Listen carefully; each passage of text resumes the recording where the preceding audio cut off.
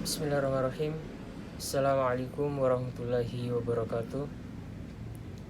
Perkenalkan, nama saya Ibnu Muhyiddin Amiruddin. Stambuk saya 0332020007. Saya dari kelompok 4. Pada kesempatan kali ini, saya akan mempresentasikan hasil praktikum saya, yaitu praktikum fisika teknik mengenai percobaan hukum Kirchhoff. Berikut poin-poin yang akan saya bahas. Yang pertama itu hukum Kirchhoff. Yang kedua, hukum Kirchhoff dalam rangkaian listrik. Yang ketiga, hubungan arus, tegangan, dan tahanan. Yang keempat itu multimeter. Yang kelima, hukum Kirchhoff, spektroskopi. Dan yang terakhir itu resistor. Pertama-tama kita akan membahas apa itu hukum Kirchhoff. Hukum Kirchhoff adalah dua persamaan yang berhubungan dengan arus dan beda potensial dalam rangkaian listrik. Hukum ini pertama kali diperkenalkan oleh seorang ahli fisika Jerman yang bernama Gustav Robert Kirchhoff pada tahun 1845. Gustav Robert Kirchhoff ini adalah seorang fisikawan Jerman yang berkontribusi pada pemahaman konsep dasar teori rangkaian listrik, spektroskopi, dan emisi radiasi benda hitam yang dihasilkan oleh benda-benda yang dipanaskan. Dalam kelistrikan, sumbang utamanya adalah dua hukum dasar rangkaian yang kita kenal sekarang ini dengan hukum 1 dan hukum 2 Kirchhoff. Selanjutnya, hukum Kirchhoff terdiri dari dua. Yang pertama itu hukum Kirchhoff 1 dan hukum Kirchhoff 2. Hukum Kirchhoff 1 dikenal sebagai hukum arus Kirchhoff, hukum titik Kirchhoff, KVL atau Kirchhoff Voltage Law, dan hukum percabangan. Karena hukum ini memenuhi kekekalan muatan. Hukum ini diperlukan untuk rangkaian mengandung titik-titik percabangan ketika arus mulai terbagi. Hukum Kirchhoff 1 menyatakan bahwa jumlah arus yang masuk melalui titik percabangan dalam suatu rangkaian listrik sama dengan jumlah arus yang keluar melalui titik percabangan tersebut. Kemudian hukum Kirchhoff 2. Hukum Kirchhoff 2 dikenal sebagai hukum tegangan Kirchhoff, hukum loop Kirchhoff, dan KVL atau Kirchhoff Voltage Law. Karena pada kenyataannya, beda potensial di antara dua titik percabangan dalam satu rangkaian pada keadaan tunak adalah konstan. Hukum ini merupakan bukti dari adanya hukum konservasi energi. Hukum Kirchhoff 2 menyatakan bahwa pada setiap rangkaian tertutup, jumlah beda potensialnya harus sama dengan 0. Selanjutnya, kita akan membahas hukum Kirchhoff dalam rangkaian listrik, yang terdiri dari rangkaian seri, rangkaian paralel, dan rangkaian kombinasi. Pertama, rangkaian seri. Rangkaian seri adalah rangkaian listrik yang terdiri dari hanya satu jalur untuk melewatkan arus. Arus di dalam rangkaian seri ditunjukkan dengan mengikuti persamaan berikut. IT sama dengan I1 sama dengan I2 sama dengan I3 sama dengan I4 sama dengan IN, di mana I adalah kuat arus dan satuannya ampere. Kemudian hambatan total dalam rangkaian seri adalah jumlah dari semua hambatan yang terdapat dalam rangkaian yang ditunjukkan dalam persamaan berikut. RT sama dengan R1 tambah R2 tambah R3 tambah R4 tambah Rn, di mana R adalah hambatan, satuannya ohm.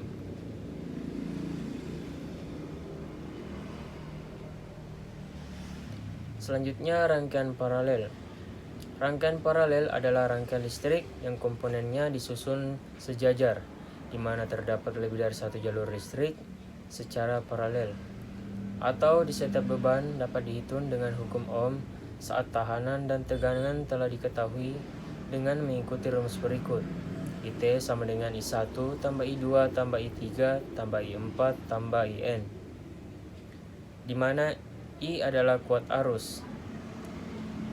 Kemudian tahanan total dalam rangkaian paralel bukan merupakan jumlah dari semua tahanan yang ada. Untuk dua buah tegangan digunakan rumus berikut. RT sama dengan R1 kali R2 per R1 kali R2, di mana R adalah hambatan. Selanjutnya, rumus yang digunakan untuk menghitung tahanan total dari rangkaian paralel dengan lebih dari dua tahanan adalah 1 per RT sama dengan 1 per R1 tambah 1 per R2 tambah 1 per R3 tambah 1 per Rn, di mana R adalah hambatan. Setiap beban dalam rangkaian paralel memakai tegangan total yang disalurkan ke beban, maka rumusnya adalah ET sama dengan E1 sama dengan E2 sama dengan E3 sama dengan E4 sama dengan EN, di mana E tersebut adalah sumber tegangan. Selanjutnya, rangkaian kombinasi. Rangkaian ini adalah kombinasi dari rangkaian seri dan paralel. Rangkaian seri paralel atau kombinasi jarang digunakan dalam rangkaian industri. Rangkaian ini lebih sering dilihat dalam rancangan pengawatan unit tata udara, pemanas atau refrigerasi. Rangkaian ini menjadi sulit dipahami ketika terdapat banyak komponen di dalamnya. Rangkaian seri paralel atau kombinasi sering dipakai dalam gambar rangkaian kontrol dengan rangkaian utama ke beban. Selanjutnya, hubungan antara arus, tegangan, dan tahanan. Hubungannya dalam suatu rangkaian listrik terdapat hubungan yang erat kaitannya antara arus, tegangan, dan tahanan. Hubungan ini telah dibuktikan dengan percobaan-percobaan oleh ilmuwan bernama Ohm. Hubungan sekarang disebut hukum Ohm yang berbunyi besarnya arus dalam suatu rangkaian adalah berbanding lurus dengan tahanan. Selanjutnya, kita akan membahas multimeter. Pengertian multimeter merupakan sebuah alat yang sangat dibutuhkan manakala sedang memperbaiki atau membuat suatu rangkaian listrik dan sebuah peralatan khusus yang digunakan untuk mengukur komponen listrik. Hal ini untuk mendeteksi apakah terjadi kerusakan atau gangguan sehingga menghindari kemungkinan timbulnya kebakaran atau korsleting listrik. Dan cara mengetahui kerusakannya adalah kabel probe multimeter warna merah dihubungkan ke awal kabel merah biru dan kabel probe multimeter warna hitam dihubungkan ke akhir kabel yang berwarna biru. Jika jarum bergerak pada multimeter, maka kondisinya dalam keadaan baik. Kemudian jenis-jenis multimeter. Jenis-jenis multimeter ada dua, yang pertama itu analog dan yang kedua itu digital. Multimeter analog jenis alat ukur yang pertama yaitu analog dengan ciri-ciri berupa tampilan jarum jam yang dilengkapi dengan range-range angka hasil ukur. Dengan kata lain, jenis analog lebih manual perhitungannya sehingga dibutuhkan ketelitian terutama saat menentukan tegangan atau voltage yang cukup besar. Selain itu, akurasi hasil perhitungannya juga lebih rendah dibandingkan jenis digital. Kemudian multimeter digital. Alat ukur jenis digital lebih sering digunakan karena cara kerjanya jauh lebih mudah dan akurat. Hasil alat ukur dapat dengan mudah dibaca pada layar digital yang tertera. Istilah lain dari multitester jenis ini adalah DVOM atau Digital Volt Ohm Meter atau DMM, Digital Multimeter. Fungsi dari multimeter ini yang pertama itu mengukur arus listrik, yang kedua mengukur tegangan listrik, yang ketiga mengukur hambatan listrik, yang keempat fungsi HIV, yang kelima mengukur nilai kapasitansi, yang keenam itu mengukur frekuensi sinyal. Berikut gambaran dari bagian-bagian multimeter. Dan kemudian slide selanjutnya saya akan menjelaskan mengenai bagian-bagian tersebut. Bagian-bagian multimeter yang pertama itu yakni skrup, berfungsi untuk mengatur kedudukan jarum jam untuk dikenal dengan istilah zero adjust screw. Skrup ini bisa diputar ke kanan atau kiri menggunakan alat bantu obeng. Tombol pengatur jarum penunjuk berfungsi untuk mengatur jarum ukur agar berada di posisi 0 atau 0. Yang ketiga, saklar selektor berfungsi untuk memilih posisi pengukuran serta batas pengukurannya. Yang keempat, lubang kutub positif dan negatif berfungsi sebagai tempat masuknya test lead, plus warna merah atau kurang warna hitam, atau plus minus. Yang kelima, saklar selektor polaritas berfungsi untuk memilih polaritas arus DC atau AC. Yang keenam, jarum penunjuk berfungsi untuk menunjukkan besaran yang diukur. Dan yang terakhir itu skala. Skala berfungsi untuk membaca hasil akhir dari komponen listrik. Kemudian cara menggunakan multimeter. Yang pertama itu, perhatikan terlebih dahulu jarum penunjuk yang memperlihatkan skala pengukuran. Yang kedua, perhatikan pula pengaturan knob atau saklar yang digunakan untuk mengatur fungsi ampere, voltage, ataupun ohm. Lalu lakukan setting juga pada skala kali 1, kali 10, atau yang lainnya. Pastikan knob pada posisi off saat sudah tidak digunakan lagi. Yang ketiga, tentukan lubang untuk memasukkan kabel jack sesuai dengan fungsi yang diinginkan. Terdapat dua lubang, yaitu plus dan min, yang intinya menunjukkan polaritas dari tegangan atau probe. Yang keempat, cek kembali apakah baterai telah terpasang dengan baik dan pastikan kondisi baterai tersebut masih bagus dan berkualitas. Kemudian cara kerja multimeter ini yakni memiliki cara kerja yang cukup unik. Di dalam alat ini terdapat sebuah kumparan yang terbuat dari bahan tembaga. Kumparan tersebut diletakkan di antara dua kutub, yaitu utara dan selatan. Pada kumparan tersebut terdapat sebuah jarum ukur atau jarum meter sebagai penunjuk skala. Apabila dua ujung kumparan tersebut dialiri oleh arus listrik, maka jarum jam akan bergerak menuju skala tertentu. Selanjutnya, kita akan membahas hukum Kirchhoff spektroskopi.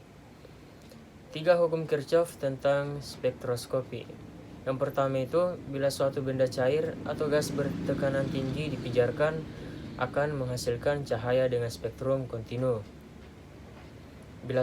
Yang kedua, bila suatu benda gas bertekanan rendah dipijarkan, akan menghasilkan cahaya dengan spektrum emisi berupa garis-garis terang pada panjang gelombang yang diskret bergantung pada tingkatan energi atom-atom yang dikandung gas tersebut.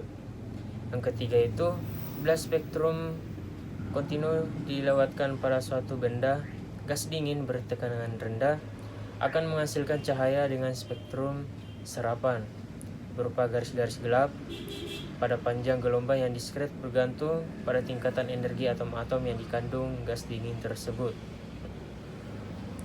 Selanjutnya kita akan membahas resistor.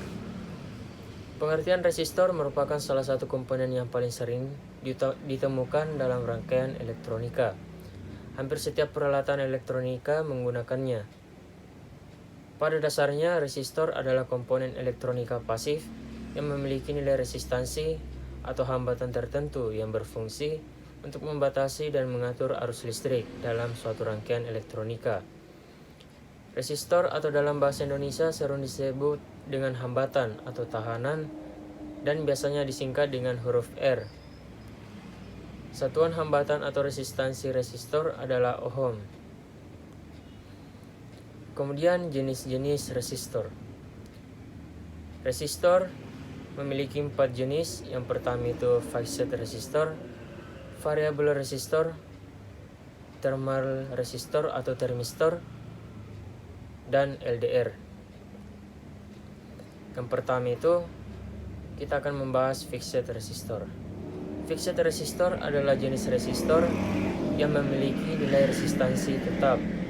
Resistor tetap hanya digunakan dalam rangkaian elektronika dan berfungsi sebagai pembatas arus dan pembagi tegangan. Berikut gambar simbol fixed resistor dan bentuk fixed resistor, di mana bentuknya terdiri dari 3. Yang pertama itu karbon composition resistor, yang kedua karbon film resistor, dan yang terakhir itu metal film resistor.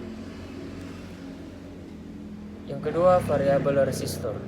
Variabel resistor adalah jenis resistor yang nilai resistansinya dapat berubah dan diatur sesuai dengan keinginannya. Berikut gambar simbol variabel resistor dan bentuk variabel resistor. Bentuknya terdiri dari 3. Yang pertama itu potensiometer, yang kedua trimpot, dan yang ketiga rheostat.